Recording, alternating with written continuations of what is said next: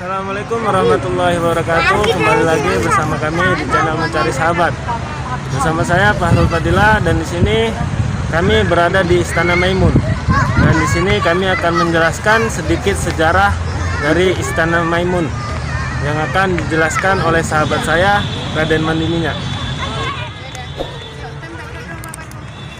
Jadi bagaimana tentang cerita dari Istana Maimun di sini? Assalamualaikum warahmatullahi wabarakatuh. Kembali lagi di channel Mencari Sahabat. Di sini saya berada di Istana Maimun. Di mana Istana Maimun ini ada sedikit cerita tentang legenda Putri Hijau. Jadi dulu kalanya ada seorang pemuda yaitu bernama Raden Kumitir dari Kadipaten Blambangan, yang mana ke Pulau Sumatera. Dulu Pulau Sumatera dan Pulau Jawa bersatu. Karena adanya meletus Gunung Krakatau, jadinya pun berpisah. Dan akhirnya singkat cerita, Yang Kumitir pun pergi ke Sumatera dan akhirnya menikah.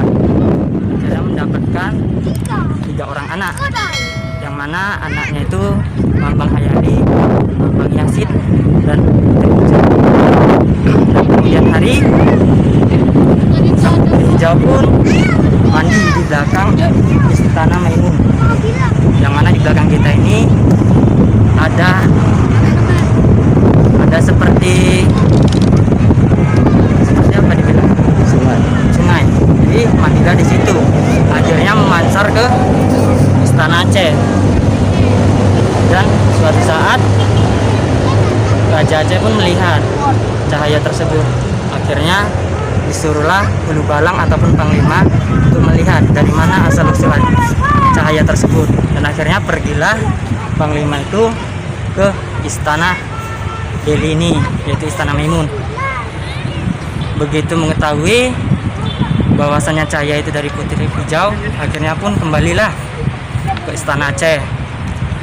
Besoknya Raja Aceh pun ke Istana Maimun untuk melamar Putri Hijau. Akhirnya lamaran itu pun ditolak oleh Putri Hijau karena sang Putri Hijau belum ingin menikah. Karena penolakan tersebut, akhirnya terjadilah peperangan, yang mana peperangan ini sang Putri Hijau dan Mambang Yasid ini berubahlah menjadi meriam kuntung. Karena dia waktu perang itu nembak terus menerus, akhirnya panas. Dan yang mana peperangan ini pun kalah. Akhirnya Istana Maimun ini kalah, dimenangkan oleh Raja Aceh. Dan akhirnya Mambang Hayali pun pergi bersama Panglima, yaitu Panglimanya itu Buaya Putih. Mambang Hayali pun pergi melewati sungai di belakang Istana Maimun. Pergilah. Begitupun sang Putri Hijau. Sang Putri Hijau ini ingin dibawa oleh Raja Aceh. Sebelum dibawa oleh Raja Aceh, dia pun memintai satu syarat, yaitu tidak ingin dibawa dengan menggunakan alat darat, tapi menggunakan perahu dari belakang Istana Maimun tersebut, dari sungai belakang. Nah, jadi ikutlah sang Putri Hijau naik ke kapal. Akhirnya sampailah di perjalanan, timbullah sang naga tersebut, yaitu Mambang Hayali. Kalau disebut naganya naga Karimata, dan bersama panglimanya. Dan sebelum dibawa oleh sang naga, sang Putri Hijau pun bersumpah bahwasannya tidak akan ada yang sepertiku, cantiknya sepertiku tidak ada, kata dia. Maka di situ dia bersumpah tidak akan ada yang cantik sepertiku. Jadi kalau kita lihat, sang Putri Hijau ini masih ada darah karo, para sahabat.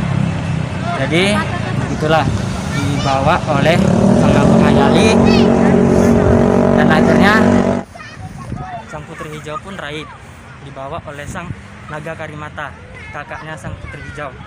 Jadi sampai sekarang pun tidak tahu di mana keberadaannya, karena cuman legenda yang ada di Putri Hijau ini berbeda-beda pendapatnya. Mungkin segitu yang bisa saya jelaskan di Istana Maimun ini. Saya sudahi. Assalamualaikum warahmatullahi wabarakatuh. Sahabat YouTube, jangan lupa pencet tombol lonceng di bawah ini dan subscribe. Assalamualaikum warahmatullahi wabarakatuh. Ya, Raden Bayu, apakah bisa menceritakan sedikit tentang Putri Hijau? Tentang sumpahnya Putri Hijau, yang dahulu kala Putri Hijau bersumpah bahwasanya dia baru berangin-angin tidak akan cantik secantik lebih kecantikan dia, karena kalau cantiknya sama seperti dia akan menimbulkan peperangan. Jadi tentang yang lainnya atau marganya, marga perangin ya. Jadi itulah sahabat YouTube yang kita ambil cerita dari penglihatan sejarah lewat mata batin ini. Jadi kita akan melihat ke dalam langsung. Ini kita masih lokasi luar. Jadi kita sudahi dulu. Kerajaannya itu lebih awal, namanya Kerajaan Haru tahun 1612. Jadi 4 abad lebih ya Bu. Jadi Haru ini mempunyai putra dan putri 3 orang, 2 pria, tengah wanita. Itulah Putri Hijau tadi yang mau dipersunting Sultan Aceh, tapi akhirnya perang. Di dalam peperangan dia kalah. Jadi bersumpahlah di si Putri jelma atau menyatu sukmanya ke Meriam ini. Jadi Meriam ini ditembakkan cara pasukan Aceh ini menyerang. Terus menerus akhirnya panas merah patah. Jadi patahnya itu mentalnya ke foto ini, ke Karo, ke Sukanalu namanya. Nah, itu tetap di sana. Yang sekarang di sini dipindahkan kemari setelah berdiri Istana Kesultanan Delhi. Karena yang menaklukkan kerajaan Putri Hijau yang pertama Haru ini itulah bocah pahlawan Sultan Delhi yang pertama. Jadi selain taklukannya, didudukinya kerajaan Putri Hijau ini berdiri dia sendiri. Jadi ada pun bunga ini itu pemberian kamu, ada yang jarah, ada yang ngajar, kalau ada yang di mangkok itu syaratnya. Kamu dengar suaranya itu di situ. Jadi kita boleh letakkan telinga di sini, suaranya itu gemuruh. Nah, seolah-olah ada apa? Seperti aktif, seperti ada arus air di dalam situ. Tapi dari sini telinga kanannya nempel ke lubang itu. Nah, silakan dicoba.